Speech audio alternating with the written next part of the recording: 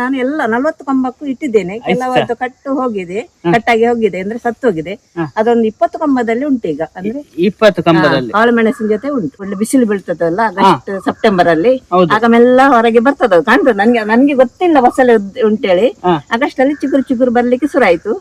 ಆಗ ನಾನು ಸ್ವಲ್ಪ ಗೊಬ್ಬರ ಹಾಕಿದೆ, ಹಿಂಡಿ ಎಲ್ಲ ಕಲಸಿ ಹಾಕಿದೆ. ಆಗ ತುಂಬಾ ಉದ್ದ ಬಂತು. ಹಾಗೆ ಖುಷಿಯಲ್ಲಿ ಮತ್ತೆ ಹಾಕಿದೆ, ಬೇಗ ಬಂತು. ನನಗೆ ಈ ಸಲ ಒಳ್ಳೆ ರೇಟ್ ಬಂತು. ಕೆಜಿಗೆ ನನಗೆ ಫಸ್ಟ್ ಒಂದು 20-30 ಕೆಜಿ ನಾನು 60ರಿಂದ 70ರಲ್ಲಿ ಕೊಟ್ಟಿದ್ದೇನೆ. ಹಲೋ ಫ್ರೆಂಡ್ಸ್, ನಮಸ್ತೆ. I am Sharavan Pereira. Welcome back to my ideas with SP YouTube ಚಾನಲ್ಗೆ. ನೀವೆಲ್ಲ ಚೆನ್ನಾಗಿದ್ದೀರಾ ಅಂತ ಎನಿಸ್ತಿದ್ದೇನೆ. ಇವತ್ತೊಂದು ಹೊಸ ವಿಡಿಯೋ ಮಾಡ್ಲಿಕ್ಕೆ ಬಂದಿದ್ದೇನೆ. ಯಾವ್ದಂತ ಎನಿಸ್ತಿದ್ದೀರಾ? ಇಂಗ್ಲಿಷ್ ಅಲ್ಲಿ ಮಲಬಾರ್ ಸ್ಪಿನಾಚ್ ಹೇಳ್ತಾರೆ, ಮತ್ತೆ ಕನ್ನಡದಲ್ಲಿ ಬಸಳೆ ಹೇಳ್ತಾರೆ, ತುಳುವಲ್ಲಿ ಸಹ ಬಸಳೆ ಹೇಳ್ತಾರೆ, ಸೊ ಕೊಂಕಣಿಯಲ್ಲಿ ವೈಚಿ ಬಜ್ಜಿ ಹೇಳ್ತಾರೆ. ಕೃಷಿದು ವಿಡಿಯೋ ಮಾಡ್ಲಿಕ್ಕೆ ಬಂದಿದ್ದೇನೆ. ಈಗ ನಾನು ಎಲ್ಲಿದ್ದೆ ಅಂದ್ರೆ ಉಡುಪಿ ಜಿಲ್ಲೆ ಕಾರ್ಕಳ ತಾಲೂಕು ಅಜಕ್ಕಾರ್ ಮರ್ನೆ ಗ್ರಾಮದಲ್ಲಿದ್ದೇನೆ. ಸೊ ನೋಡ್ಬೋದು, ತುಂಬಾ ವಿಸ್ತಾರವಾದ ಜಾಗದಲ್ಲಿ ಒಳ್ಳೆ ನೇಚರ್ ಉಂಟು. ಯಾವಾಗ ನಡೆಯೋದು, ಅದಕ್ಕೆ ಬುಡಕ್ಕೆ ಎಂತ ಹಾಕ್ತಾರೆ, ಗ್ರೀನರಿ ಒಳ್ಳೆ ಉಂಟು. ಸೊ ನೋಡುವ ಈಗ ಮಾರ್ಕೆಟ್ಗೆ ರೇಟ್ ಎಷ್ಟು ಉಂಟು, ಡಿಮಾಂಡ್ ಉಂಟಾ ಇಲ್ವಾ ಅಂತ ಇದೆಲ್ಲ ಕೇಳುವ. ಸೊ ಈ ವಿಡಿಯೋ ಸ್ಕಿಪ್ ಮಾಡದೆ ಎಂಡ್ ತನಕ ನೋಡಿ. ಇಂಥದೇ ವಿಡಿಯೋಸಿಗೆ ideas with SP YouTube channel ಅನ್ನು ಸಬ್ಸ್ಕ್ರೈಬ್ ಮಾಡಲಿಲ್ಲ ಸಬ್ಸ್ಕ್ರೈಬ್ ಮಾಡಿ, ಬೆಲ್ ಐಕಾನ್ ಒತ್ತಿರಿ. ಈಗ ನಾವು ನಮ್ಮ ವಿಡಿಯೋ ಸ್ಟಾರ್ಟ್ ಮಾಡುವ.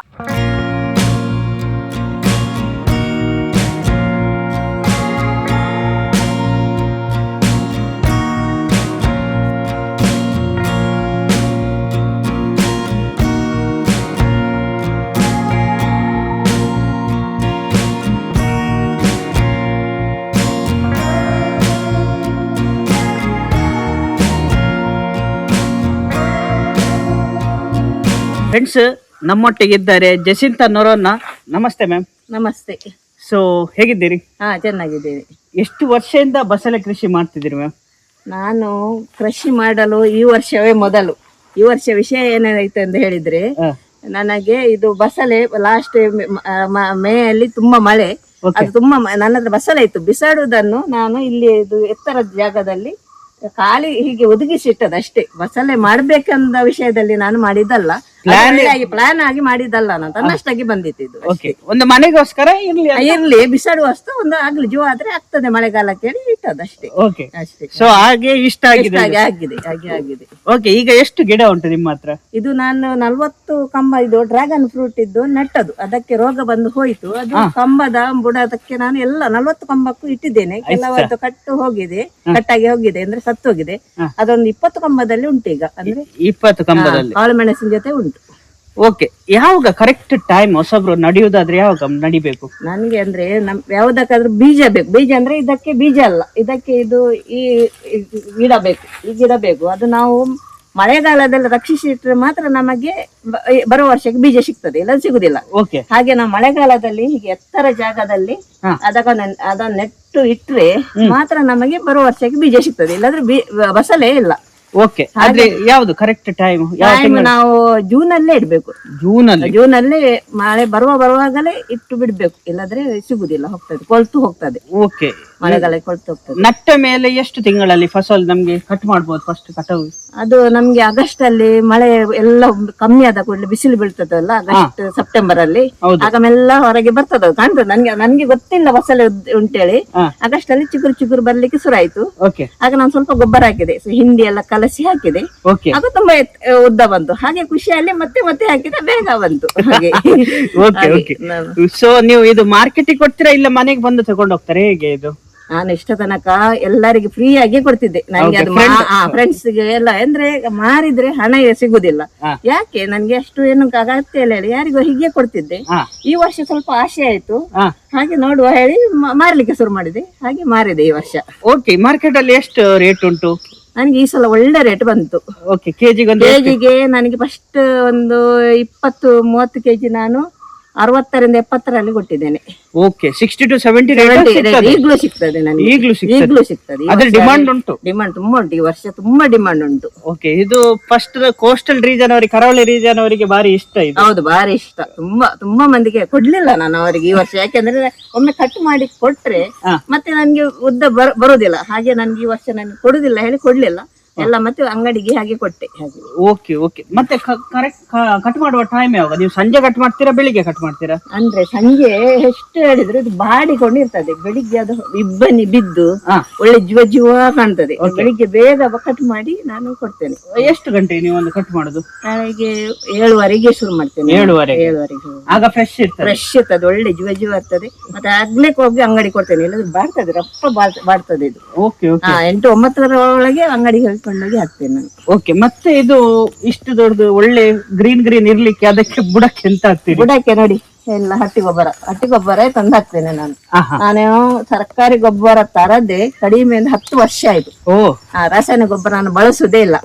ಎಂತ ಇದ್ರು ಆರ್ಗ್ಯಾನಿಕ್ ಮತ್ತೆ ಹಿಂಡಿ ಮತ್ತೆ ಸೆಗಣಿ ಸಹ ಈಗ ಸಿಗುದು ಕಷ್ಟ. ಹೇಗಾದ್ರೂ ಮಾಡಿ ಅದ್ರಲ್ಲಿ ಗೊಬ್ಬರದಲ್ಲಿ ಬರ್ತದಲ್ಲ, ಆ ಸೆಗಣಿಯನ್ನು ಒಟ್ಟುಗಾಡಿ ಡ್ರಮ್ ಅಲ್ಲಿ ಹಾಕಿ ಕೊಳೆಯಿಸಿ ಮತ್ತೆ ಸ್ವಲ್ಪ ಕೈ ಬೇವು ಹಿಂಡು ಅದನ್ನೇ ಹಾಕ್ತಾ ಇರ್ತೇನೆ.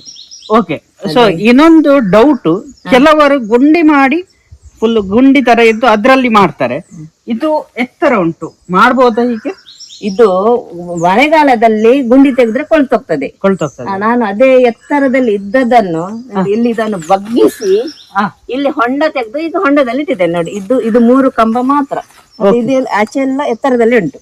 ಇದಕ್ಕೆಂದ್ರೆ ಬೇಸಿಗೆ ಕಾಲದಲ್ಲಿ ನೀರು ಬೇಕಲ್ಲ, ಅದಕ್ಕೆ ಗುಂಡಿ ಬೇಕು. ಮಳೆಗಾಲದಲ್ಲಿ ಗುಂಡಿಯಲ್ಲಿ ಕೊಳ್ತೋಗ್ತದೆ, ಎತ್ತರ ಬೇಕು.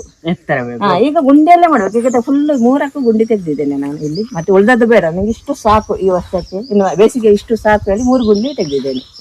ಉಳ್ದದ್ದು ಬೇಡ, ಅದು ಇನ್ನು ಇದು ಕ್ಯಾನ್ಸಲ್ ಮಾಡ್ತೇನೆ. ಇದು ಮತ್ತೆ ಈಗ ಒಳ್ಳೆ ಉಂಟು. ಎಷ್ಟು ಸಮಯ ತನಕ ಇದ್ರೆ ಇದ್ರ ಲೈಫ್ ಸ್ಪ್ಯಾನ್ ಎಷ್ಟು? ಇದು ಈಗ ಇನ್ನು ಮೇ ತಿಂಗಳ ತನಕ ಬರ್ತದೆ, ಫುಲ್ ಬರ್ತದೆ. ಇನ್ನು ಜಾಸ್ತಿ ಬಸ್ಸಲ್ಲಿ ಬರ್ತದೆ. ಮತ್ತೆ 20 ರೂಪಾಯಿಗೂ ಬೇಡ ಯಾರಿಗೂ, ಎಲ್ಲ ಕಡೆ ಬೋರ್ ಆಗ್ತದೆ. ಮತ್ತೆ ಮಸಾಲೆ ಬೇಡ ಹೇಳ್ತಾರೆ. ಇನ್ನು ನೆಕ್ಸ್ಟ್ ತಿಂಗಳಲ್ಲಿ ಮತ್ತೆ ಬೇಡ ಹೇಳ್ತಾರೆ. ಈಗ ಮಾತ್ರ ಬಸ್ಸಲ್ಲಿ. ಹೊಸೊಬ್ರು ಮಾಡುದಾದ್ರೆ ನೀವು ಇದು ಸೇಲ್ ಮಾಡ್ತೀರಾ? ಯಾರಾದ್ರೂ ನಿಮ್ಗೆ ಕೊಡ್ತೇನೆ ನಾನು. ಕೆಲವರಿಗೆ ಕೊಡುವುದಿಲ್ಲ ಹೇಳಿದವರು ಮನೆಗೆ ಕೊಂಡೋಗಿ ಕೊಟ್ಟು ಬಂದಿದ್ದೇನೆ ನಾನು. ಮೊದ್ಲು ಕೊಡ್ಲಿಲ್ಲ, ಮತ್ತೆ ಬೇಕಾದ್ರೆ ಅವರ ಮನೆಗೆ ಯಾರಿಗೆ ಬೇಸರ ಆಗ್ಬಾರ್ದು ಹೇಳಿ ಅವರ ಮನೆ ಧರ್ಮಕ್ಕೆ ಕೊಟ್ಟು ಬರ್ತೇನೆ ನಾನು. ಬಂದಿದ್ದೇನೆ. ಮ್ಯಾಮ್, ಇದಕ್ಕೆ ರೋಗ ಬಂದ್ರೆ ನೀವೆಂತ ಹಾಕ್ತೀರಿ, ಎಂತ ಮಾಡ್ತೀರಿ? ಈ ಬಸಳೆಗೆ ರೋಗ ಬರುದು ತುಂಬಾ ಕಡಿಮೆ, ಬರೋದಿಲ್ಲ.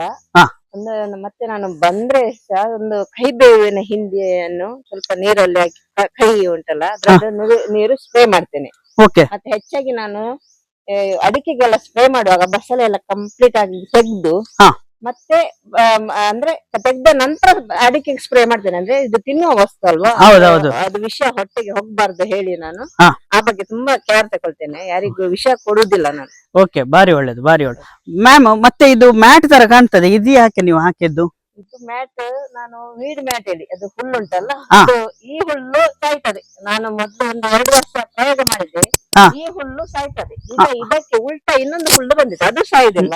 ಈ ಹುಲ್ಲು ಕಂಪ್ಲೀಟ್ ಆಗಿ ಸಾಯ್ತದೆ. ಹಾಗೆ ಮಾಡಿದ್ದು. ಈಗ ಅದಕ್ಕೆ ಪ್ರಕೃತಿ ಹೊಸ್ತು ಹುಡುಕ್ತದೆ ಅಷ್ಟು ಹುಲ್ಲು ಬಂದಿದೆ, ಆ ಹುಲ್ಲು ಸಾಯುದಿಲ್ಲ, ಇದು ಸಾಯ್ತದೆ. ಮತ್ತೆ ನೀರು ಯಾವಾಗ ಬಿಡ್ತೀರಿ ಮ್ಯಾಮ್ ನೀವು? ನಾನು ಬೆಳಿಗ್ಗೆ ಬೇಗ ಬಿಡ್ಬೇಕು. ಬಸಳೆಗೆ ಈಗ ಹನಿ ಬರ್ತದಲ್ಲ, ಇಬ್ಬನಿ, ಹೌದು, ಅದು ಅದ್ರದ್ದು ನೀರು ಸ್ಪ್ರೇ ಮಾಡಿ ಇಬ್ಬನಿಯನ್ನು ತೆಗೆದ್ರೆ ನಾವು ಗಿಡಕ್ಕೆ ಸ್ವಲ್ಪ ಹುಳ ಎಲ್ಲ ಬರುದು ಕಡಿಮೆ ಹೇಳ್ತಾರೆ. ಮತ್ತೆ ಒಳ್ಳೆ ಬೆಳೀತದೆ ಹೇಳ್ತಾರೆ. ಹಾಗೆ ಬೆಳಿಗ್ಗೆ ಬೇಗ ಬಿಡ್ತೇನೆ ನೀರು. ಓಕೆ. ಇದಕ್ಕೆ ಕೆಂಪು ಮಣ್ಣು ಕಪ್ಪು ಮಣ್ಣು ಹಾಗೆ ಅಂತಂದ್ರೆ ಉಂಟಾ? ಇದೇ ಮಣ್ಣು ಬೇಕಂತ? ಆ ಬಗ್ಗೆ ಏನು ಜಾಸ್ತಿ ಇದು ಮಾಡ್ಲಿಲ್ಲ. ನಮ್ಮದೇ ಮಣ್ಣಾಗಿ ಕೆಲವೊಮ್ಮೆ ಸ್ವಲ್ಪ ಹೊರಗಿನ ಮಣ್ಣು ಹಾಕ್ತೇನೆ. ಕೆಂಪು ಮಣ್ಣು ಕಪ್ಪು ಮಣ್ಣು ಹಾಗೇನಿಲ್ಲ, ಯಾವ ಮಣ್ಣು ಹಾಕ್ತದೆ, ಯಾವ ಮಣ್ಣು ಸಹ ಆಗ್ತದೆ. ಇದಕ್ಕೆ ಬಿಸಿಲೇ ಬೇಕು ಹಾಗೆ ಅಂತಂದ್ರೆ ಉಂಟಾ?